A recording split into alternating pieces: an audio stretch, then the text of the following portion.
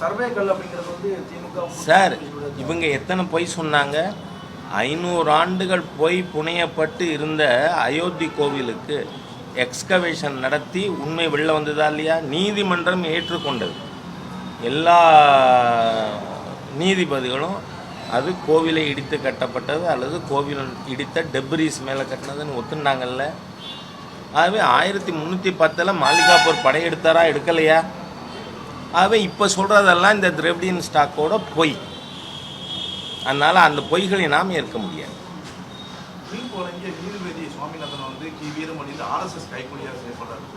வீரமணியை கைது பண்ணணும். ஒரு நீதிபதியை அந்த மாதிரி இழிந்த வார்த்தைகளோடு பேசியிருக்கின்ற வீரமணி சட்டவிரோதமாக செயல்படுறவர். he should immediately be arrested.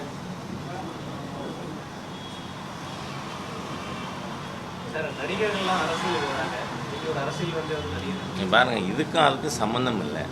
நான் 1964 ஆர்எஸ்எஸில் சேர்ந்தவன். எனக்கு 7 வயது இருக்கும் பொழுது. ஆகவே அதுக்கு இன்றைக்கி 61 ஆண்டுகள் ஆகிருக்கு. அதனால் அதுக்கும் இதுக்கும் இது சம்பந்தம் இல்லை. திமுக அமைச்சர் ரகுபதி சொல்றாரு 2014 தீர்ப்பின்படி நாங்கள் அணுகுறோம். இவங்க வந்து அந்த 2014 மாற்றி 1994 தீர்ப்பு என்ன? சரி, 1931 பிரிவி கவுன்சில் தீர்ப்பு என்ன? நீங்கள் வேறு எங்கேயுமே யாரும் சரி ஹிந்துக்களுக்கு முருகனுக்கு சொந்தம்னு சொல்லிட்டா அங்கே ஹிந்துக்கள் என்ன வேணால் பண்ணலாமே. தீபம் ஏற்றுறது ஒரு தப்பா என்ன?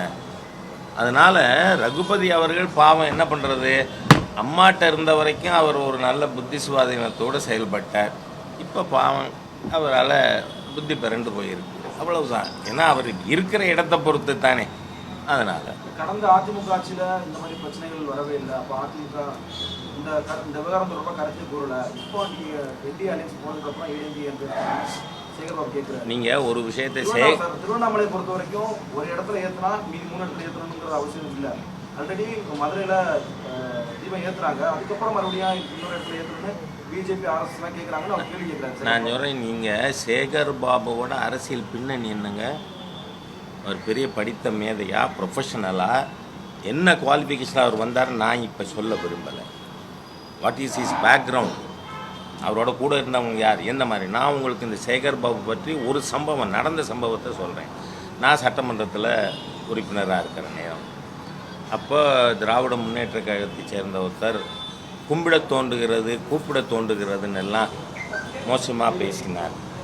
அப்போ பேசினதுக்கு எதிராக நீங்கள் பார்த்தீங்கன்னா கருணாநிதி அவர்களின் குடும்பத்தை இழிவாக பேசி சட்டமன்றத்தில் ஓடி வந்து மிக கேவலமான வார்த்தைகளை உபயோகப்படுத்தியவர் சேகர்பாபு. நான் சேகர்பாபு குவாலிட்டி என்னங்கிறத அங்கே பார்த்துருக்கேன். அவர் உபயோகப்படுத்தின வார்த்தையை கருணாநிதிக்கு எதிராக, அவர் குடும்பத்தினருக்கு எதிராக, பெண்களுக்கு எதிராக சேகர்பாபு பேசினதை நான் இங்கே சொல்ல முடியாது. அவ்வளோ மோசமான நபர் பேசினதை நீங்கள் எப்படி ரெஃபர் பண்ணுறீங்கன்னு எனக்கு தெரில. Is not worthy of a person being discussed.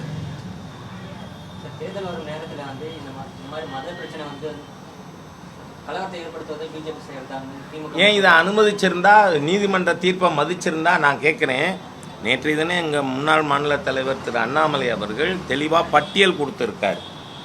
எத்தனை கோவில்கள், 161 கோவில்கள் இந்த தீய திராவிட ஆட்சியால் இடிக்கப்பட்டிருக்கு இந்த 4.5 வருஷத்தில்.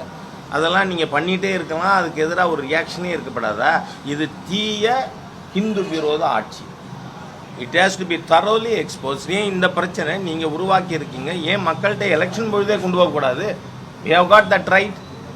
இவர் ஹிந்து விரோதிகள், கருணாநிதியின் குடும்ப ஆட்சி ஹிந்துவுக்கு எதிரான ஆட்சி அப்படின்னு நாங்கள் ஏன் சொல்லக்கூடாது? அதனால் அந்த உரிமை எங்களுக்கு இருக்குது. ரெண்டாவது நான் கேட்குறேன், நீதிமன்றம் சொன்னதை கேட்கல இந்த அரசாங்கம். இப்போ சட்டவிரோதமாக செயல்படுற ஆட்சி தானே, அதையே நம்ம மக்கள்கிட்ட சொல்லக்கூடாது. அயோத்திக்கு ராமரை பயன்படுத்துவது போல யூபியில் ராமரை பயன்படுத்துவது போல வரக்கூடிய தேர்தலில் முருகனை பாஜக பயன்படுத்துவது. ராமரை பிஜேபி கண்டுபிடிச்சதா? அது என்னைக்கு பாபரோட படைத்தலைவர் மீர்பாகி அந்த கோவிலை இடித்தாரோ அன்னிலேருந்து இருக்குல்ல. எத்தனை லட்சக்கணக்கான பேர் இன்னும் இருந்திருக்கிறார்கள். அதனால் நாங்கள் கண்டுபிடிக்கலை. சரி, 1948 நவம்பரில் அங்கே விக்கிரகம் வச்சப்ப ஜனசங்கம் இருந்ததா? ஜனசங்கம் பார்ட்டியே இல்லையே. அங்கே ஹிந்து மக்களில் செஞ்சுருக்காங்க. ஏன் உங்களுக்கு பயம்? நான் கேட்குறேன், 5 நிமிஷத்தில் முடிஞ்சிருக்க வேண்டிய விஷயம். நீதிமன்ற தீர்ப்பை இந்த அரசாங்கம் சட்டவிரோதமாக செயல்படுகின்ற இந்து விரோத ஸ்டாலின் அரசு நீதிமன்ற தீர்ப்பை செயல்படுத்தியிருந்தால் பிரச்சனையே இல்லையே சார். இந்த பிரச்சனையை சஸ்டெயின் பண்ணணும், அதுபடி சிறுபான்மையினர் வாக்க பெறணும்னு திட்டமிட்டு தீய செயலில் ஈடுபடுவது ஸ்டாலின் அரசாங்கம். அதனால் நீங்கள் சொல்கிற எல்லா குற்றச்சாட்டுகளும் ஸ்டாலின் அரசாங்கத்துக்கு தான் பொருந்தும். ஏன்னா உங்களை தீர்ப்பு இருக்குது, செயல்படுத்திட்டு போக வேண்டியானே. ஏன்னா ஒரு முஸ்லீம்கள் கூட அப்ஜெக்ட் பண்ணலை. அப்ஜெக்ட் பண்ணுறது ஹிந்து சமய அறநிலைத்துறையா? அது ஹிந்து சமய அறநிலைத்துறையே இல்லை, ஹிந்து அறம் அழிக்கும் தீய துறை. பிளே ஸ்டோர் மற்றும் ஆப் ஸ்டோரில் இருந்து பாலிமர் செயலியை QR கோடு மூலம் பதிவிறக்கம் செய்யுங்கள். செய்திகளை உடனுக்குடன் பெறுங்கள்.